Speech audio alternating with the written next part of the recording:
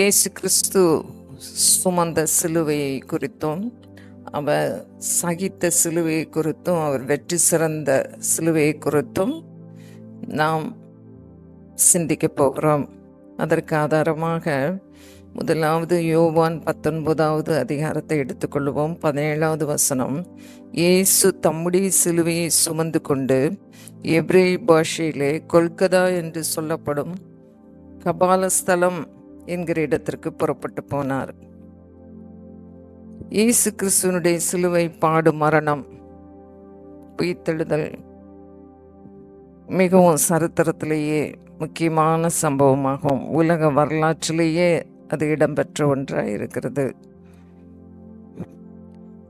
நாம் இயேசு கிறிஸ்துவின் 2வது வருகையும் நாம் எதிர்பார்த்து கொண்டிருக்கிறோம். இயேசு கிறிஸ்துவின் மிக சிறந்த ஆசீர்வாதங்கள் கல்வாரி சிலுவையின் இரத்தத்தின் மூலமாகவே நமக்கு வருகிறது. இயேசு கிறிஸ்து சுமந்த சிலுவை வெறும் மர சிலுவை மட்டுமல்ல, அவர் சுமந்த சிலுவை முற்றிலும் தியாகமானது, பாடுகளுக்குள்ளானது. கிறிஸ்து மனப்பூர்வமாய் நம்மேல் உள்ள அன்பு நிமித்தம் அந்த சிலுவையை சுமந்தார். ஒருவர் இப்படியாக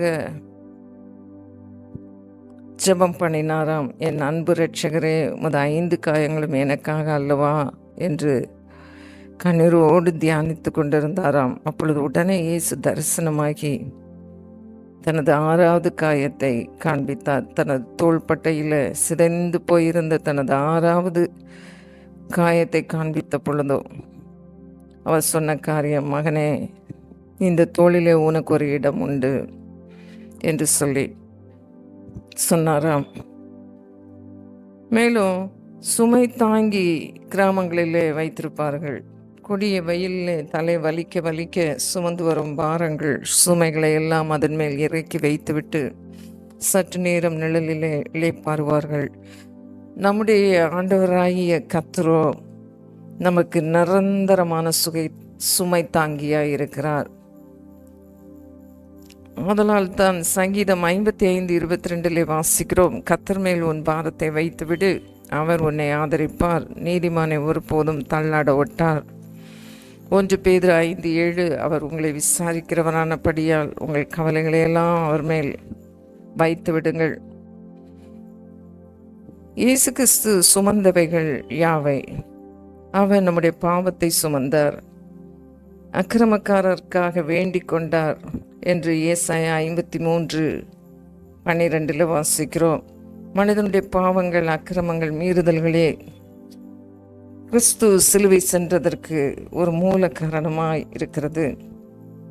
சாத்தான் பாவத்தை கவர்ச்சியாய் மனுக்குலத்திற்கு காண்பித்து அவன் முடிவில் அக்கினியும் கந்தமும் எரிகிற கடலுக்குள்ளாக இழுத்து சென்று கொண்டிருக்கிறான். பாவத்தின் சம்பளம் மரணம், பாவம் செய்கிற ஆத்துமா சாகவே சாகும். இச்சையானது கற்பம் தரித்து பாவத்தை பிறப்பிக்கும், பாவம் பூரணமாகும் போது மரணத்தை பிறப்பிக்கும். மனுநீதி சோழனின் நீதிமன்றத்தில் ஒரு மாடு தனது குட்டிக்காக நீதி கேட்டு மணி அடித்ததாம்.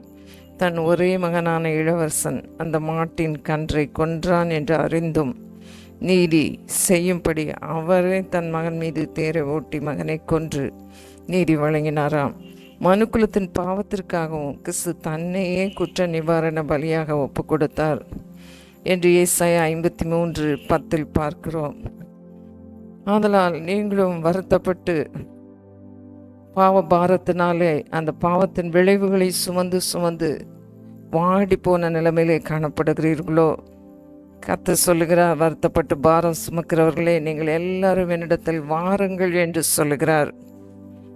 மேலும் அவர் அக்கிரமங்களை சுமந்தார்.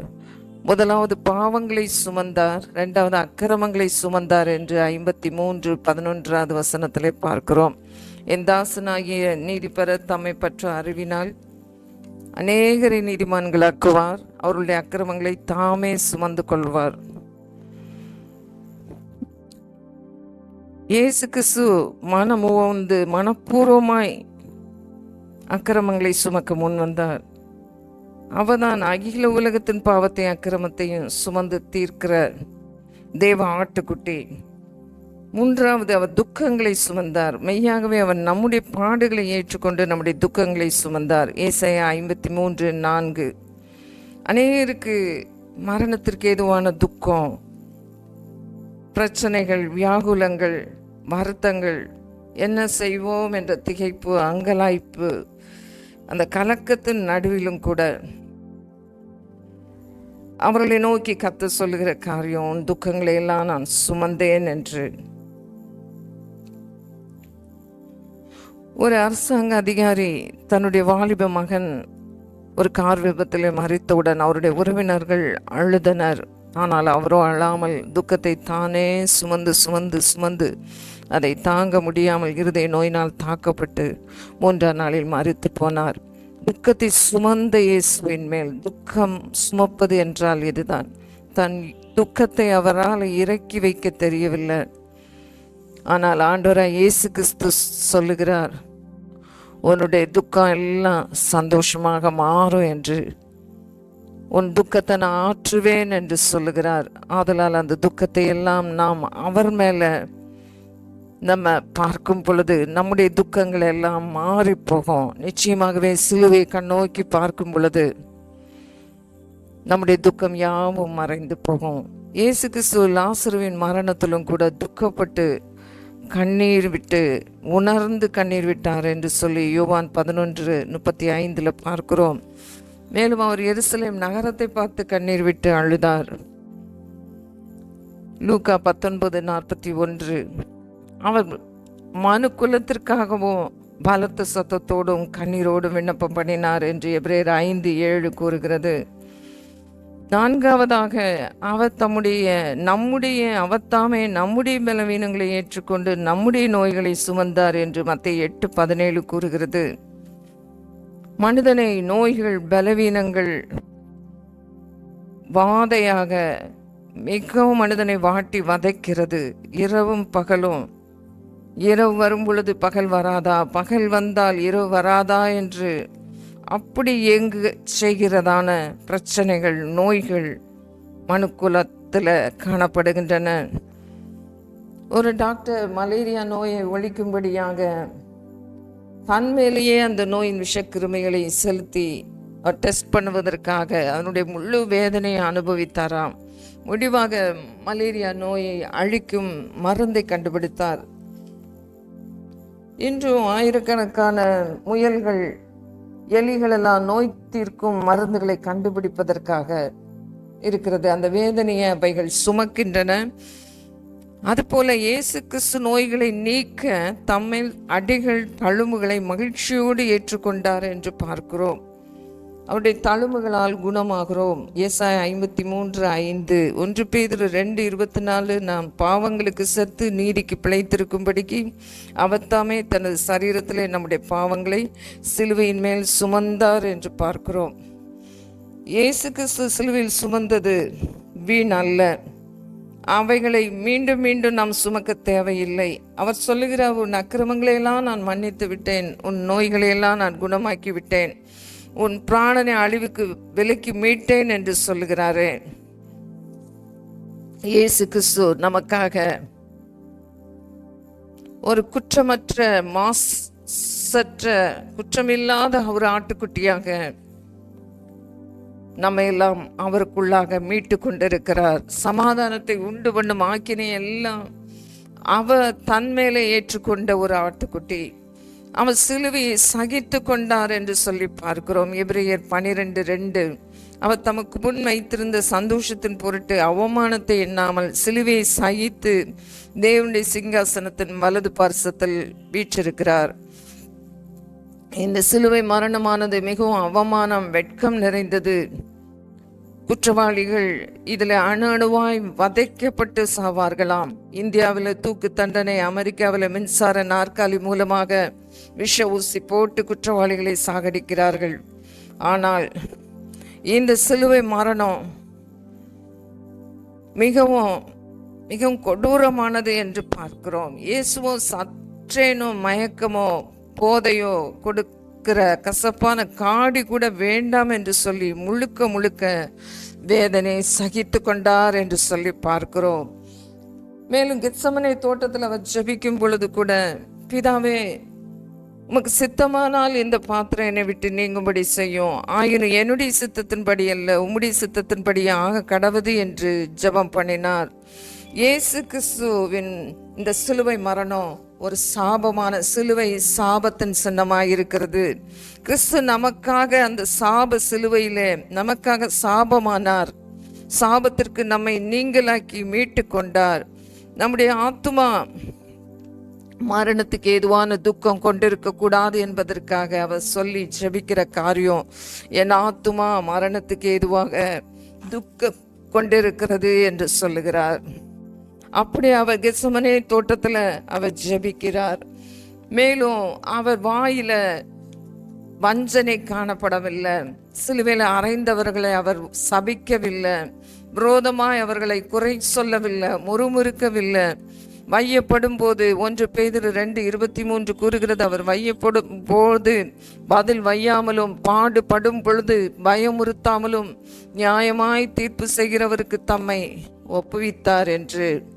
வீணான பலிகளை நம்மேல சுமத்தி உருவ குத்தும் போது நம் உள்ளம் பதிலடி கொடுக்க திட்டமிடும். மற்றவர்கள் நம்மேல வீணாய் பேசும் பொழுது, மிகவும் பொய்யான தீமையான மொழிகளை பேசும் பொழுது கூட ஆண்டவர் சொல்லுகிறார், நீங்க அதுலேயும் சந்தோஷமாயிருக்கணும், களி கூறணும். உங்களுடைய வாயில முறுமுறுப்போ அல்லது பதில் வைவதோ பயமுறுத்துவதோ காணப்படக்கூடாது என்று சொல்லுகிறார்.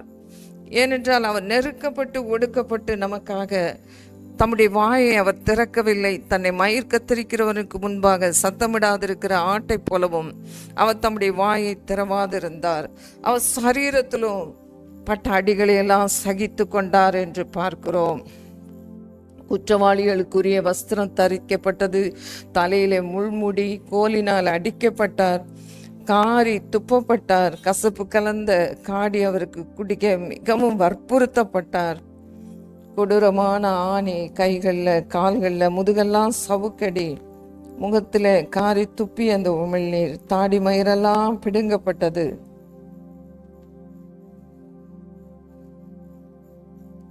அப்போ அவர் சொல்லுகிற காரியம், உழுகிறவர்கள் என் முதுகின் மேல் உழுது தங்கள் படைச்சால்களை நீளமாக்கினார்கள் என்று தாவீது ராஜா 129 சங்கீதம் 3வது வசனத்திலே கூறுகிறார். நம்மை நினைத்துதான், உங்களை நினைத்துதான் அவர் எல்லாவற்றையும் சகித்து கொண்டார்.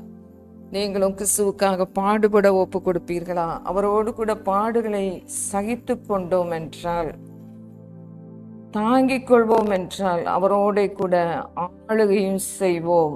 நாம் அவரை மறுதலித்தால் அவரும் நம்மை மறுதலிப்பார். ஆத்துமாவில் அவர் சகித்து கொண்டதை பார்க்கிறோம். சரீர பாடுகளை பார்க்கிறோம். ஆத்தும பாடுகள் மகா கொடிதானவையாய். ரிச்சர்ட் உம்ப்ராண்ட் என்ற போதகர் அப்படியாக சிறை கைதிகள் நடுவில் பலமுறை அடிக்கப்பட்டு இயேசு கிறிஸ்துவை போலவே அந்த உமிழ் நீரெல்லாம் அவர் மற்றவர்களுடைய அந்த எச்சலை விழுங்கும்படிக்கு கட்டாயப்படுத்தப்பட்டு அவரை முழங்கால் படியிட வைத்து பல சித்திரவதைகளை செய்ததை நாம் அறிந்திருக்கிறோம். இயேசு கிறிஸ்துவை சிலுவையில் அறையும் பொழுது கேலியும் பரிகாசமும் அவருடைய வஸ்திரத்தை எல்லாம் எடுத்துக்கொண்டு அவர் அப்படி எல்லாவற்றையும் இழந்தவர் போல அவர் சிலுவையிலே காணப்பட்ட அந்த காட்சியை பார்க்கும் பொழுது, அதற்கு முந்தின வாரம் குருத்தோலை பவனியிலே ஓசன்னா என்று சொல்லி பாடினார்கள். ஆனால் அடுத்து சில நாளுக்குள்ளாகவே அவரை சிலுவையில் அறையும் இந்த இரத்தப்பழி எங்கள் மேலே, எங்கள் பிள்ளைகள் மேலே வரட்டும், இருக்கட்டும் என்று சொல்லி அவருடைய இயேசு தன்னுடைய அந்த நிர்வாணத்தையும் கூட சகித்து கொண்டார். தன்னுடைய ஆத்துமாவில் அதை சகித்து கொண்டார். தாங்கன்னா வேதனையை சகித்து கொண்டார் என்று பார்க்கிறோம். உங்களுக்கு மகிமையின் வஸ்திரத்தை கொடுக்கும்படியாய், ரட்சிப்பின் வஸ்திரம், நீதியின் சால்வையை தரிக்கும்படியாகவே அவர் இவை யாவையும் சகித்து கொண்டார். ஆவியிலையும் கூட பிதாவின் முகம் சிலுவையிலே அறையப்பட்ட பொழுது அவருக்கு மறைக்கப்பட்டது என்று சொல்லி மத்தேயு 27:45 கூறுகிறது. அப்பொழுது என் தேவனே, என் தேவனே, ஏன் என்னை கைவிட்டு என்று கதறினார். அப்பொழுது இருள் சூழ்ந்து கொண்டது. ஆனால் ஆண்டவர் சொல்லுகிறார், நம்மையும் உங்களை என்னை பார்த்து சொல்லுகிறார், இமைப்பொழுது கைவிட்டேன், ஆனாலும் உருக்கமான இரக்கங்களால் உன்னை சேர்த்து கொள்வேன் என்று ஏசாயா 54:7 சேர்த்து கொள்வேன் என்கிறார். நீங்கள் இயேசுக்காக எல்லாவற்றையும் சகித்து கொள்ள வேண்டும் என்று ஆண்டவர் விரும்புகிறார். சாது சுந்தர் சிங் ஒருவரை பார்த்து, நீ ரகசிய கிறிஸ்தவனாயிராதே, வெளியரங்கமான கிறிஸ்தவனாக இரு, சிலுவையை சகித்துக்கொள் என்றாராம். இது நாம் சிந்திக்கும்படியாக உள்ளதான ஒரு நிகழ்வாய் இருக்கிறது. கர்த்தர் இந்த வேளையிலும் கூட நீங்கள் சிந்திக்கும்படியாய், நாம் சிந்திக்கும்படியாய் அவருடைய சிலுவை நம்முடைய பாவங்கள், அக்கிரமங்கள், சாபங்கள், நோய்கள், துக்கங்கள் யாவையும் சுமந்த சிலுவை. அவருடைய சிலுவை சகித்து கொண்ட சிலுவை பார்க்கிறோம். சிலுவை சகித்து அவமானத்தை அவர் எண்ணாமல், அவர் தனக்கு முன் வைக்கப்பட்டிருந்த சந்தோஷத்தின் பொருட்டு பாவிகளால் விபரீதம் செய்யப்பட்டது. ஆனால் அந்த அவமானத்தை எண்ணலை, நெந்து எண்ணலை. அவர் மிகவும் சகித்து கொண்டிருந்திருப்பார். அந்த சிலுவையை சகித்து கொண்டார். அவர் இன்றைக்கும் பிதாவினுடைய வலது பாரிசத்தில் சிங்காசனத்தில் வீற்றிருக்கிறார். அவரை பார்த்து இப்பொழுதும் அப்பா எங்களுக்காக சுமந்தீர், எங்களுக்காக நீ சகித்து கொண்டே, நாங்களும் சகிக்க எங்களுக்கு கிருபை தாங்க. எங்களுக்கு முன்னால சிங்காசனத்தில் வீற்றிருக்கிற சந்தோஷமானவரை பார்க்கிறோம். எங்களுடைய வலது பாரசத்தில் உண்மை உற்று நோக்குகிறோம். அப்பா, நாங்களும் நிந்தை அவமானங்கள் எவையும் பார்க்காதபடிக்கு ஆண்டவரே, அவைகளின் மத்தியிலும் கூட பாவிகளால் உமக்கு விரோதமாய் விபரீதம் செய்யப்பட்டது. ஆனால் அதன் நடுவிலும் கூட நீர் உமக்கு நியமித்த பாதையில சந்தோஷமாய் பொறுமையோடு காணப்பட்டீர். அதுபோல இந்த சிலுவை பாடுகள் எங்களுக்கு பொறுமையை கற்றுக் கொடுக்கிறது, தாழ்மையை கற்றுக் கொடுக்கிறது, சகிப்பு தன்மையை கற்றுக் கொடுக்கிறது. நாங்கள் என்றென்றைக்கும் சுமை தாங்கியாகிய உம்மிடத்துல நாங்கள் ஒரு முறை சுமைகளை வருத்தங்களை சொல்லும் பொழுது அவைகள் எல்லாம் பாரங்களை எல்லாம் வைத்து விடும் பொழுது நீர் ஆதரித்து நடத்தினே. இன்னமும் யார் யார் தங்கள் சுமைகள் பாரங்களை உம்மிடத்திலே வைத்து விடுகிறார்களோ, நீதான் ஏற்கனவே சுமந்து விட்டீர், அவர்கள் சுமக்க தேவையில்லை. உம்முடைய தழும்புகளினாலே அப்பா குணம் சுகம், நீர் உண்மையாகவே ரத்தம் சிந்தினது வீண் அல்ல. அந்த சிலுவை புண்ணியத்தினால ஒரு விடுதலை, ஒரு ஆரோக்கியம், துக்கம் யாவும் சந்தோஷமாய் மாறுகிறது. சிலுவையின் அடிவாரத்திலே கிறிஸ்து சிந்தின ரத்தத்தின் மூலமாக மீட்பு உண்டாகிறது. பரிசுத்தாவின் அபிஷேகம் பொழிந்தருளப்படுகிறது. இப்பொழுதும் யார் யார் விசுவாசிக்கிறாங்களோ, உங்களுடைய பாடுகளை மனக்கண் முன்னால வைக்கிறாங்களோ, அவங்களுடைய வாழ்வில் ஒரு பெரிய விடுதலை உண்டாவதாக, சந்தோஷம் உண்டாவதாக, நோய்கள் ஒழிவதாக. எஸ் லார்ட், ஒரு ஆண்டவரே உம்மை போன்ற ஒரு வல்லமையின் சாட்சியாய் திகழுவார்களாக. அப்பா உமக்கு நன்றி, உமக்கு நன்றி அப்பா, உமக்கு நன்றி, உமக்கு நன்றி அப்பா, உமக்கு நன்றி. உம்மை குறித்தே, உம்முடைய சிலுவை குறித்தே மேன்மை பாராட்டி துதிக்கிறோம். சிலுவை புண்ணியங்கள் மூலமாக, நீ சிலுவையில் செய்த தியாகங்கள் மூலமாக அப்பா, நீ பலியானதன் மூலமாக ஆண்டவரே எவ்வளோ பெரிய மீட்பை அருளி செய்திருக்கிறீர். இருளின் அதிகாரத்திலிருந்து விடுதலை கொடுத்திருக்கிறீர். ஆச்சரியமான ஒளிக்குள்ளே நீர் ஒவ்வொருவரையும் வழி நடத்தி உம்முடைய சிலுவை ஆண்டவரே ஒவ்வொருவரையும் ஆண்டவரே அதிலிருந்து பாய்கிறதான வல்லமை, உம்முடைய சிலுவையில நீ மொழிந்தருளின வார்த்தைகள் வழியாகவும் அத்தனை சௌக்கியங்களும், அத்தனை மன்னிப்புகளும், அத்தனை மீட்பும் விடுதலையும் பிதாவினிடத்திலே கடைசி வரை இந்த கீழ்ப்படிந்ததும் நீர் ஒப்பு கொடுத்ததும் எல்லாம் ஆண்டவரை எங்களுக்கு மாதிரியாக நீர் எல்லாவற்றையும் செய்து முடித்தீர். உமக்கு நன்றி அப்பா, உமக்கு நன்றி. செய்து முடித்து விட்ட மீட்பின் திட்டங்களுக்காக உமக்கு நன்றி. இயேசுவின் நாமத்தில் பிதாவே, ஆமென், ஆமென்.